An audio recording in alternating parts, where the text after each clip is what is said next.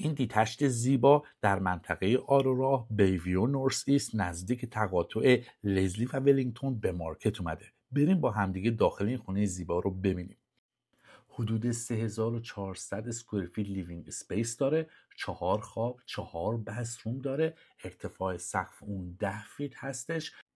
فضاها خیلی خوب و کاربردی هستن. فامیلی روم رو میبینید که شومینه داره و یک پنجره بزرگ رو به بیرون. در طبقه مین فلور شما یک آفیس روم هم دارید که خیلی کاربردی هست برای کسایی که دورکاری انجام میدن. کیچن این خونه واقعا خیلی مورد علاقه من هست. یو شکل هستش با کابینت های زیاد، یک آیلند سنتر و همچنین یک پنتری روم هم در داخل این کیچن وجود داره. در طبقه دوم 4 تا خواب وجود داره. همینجور که میبینید مستر بدروم بسیار نورگیر و بزرگ هست. متریالی که در ساخت این خونه به کار رفته بسیار بروز و با کیفیت هست.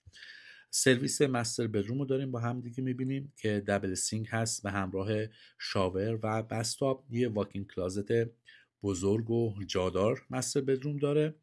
سایز سایر اتاق‌ها هم واقعا سایز خوبی هست و نورشون هم همچنین نور بسیار خوبی داره.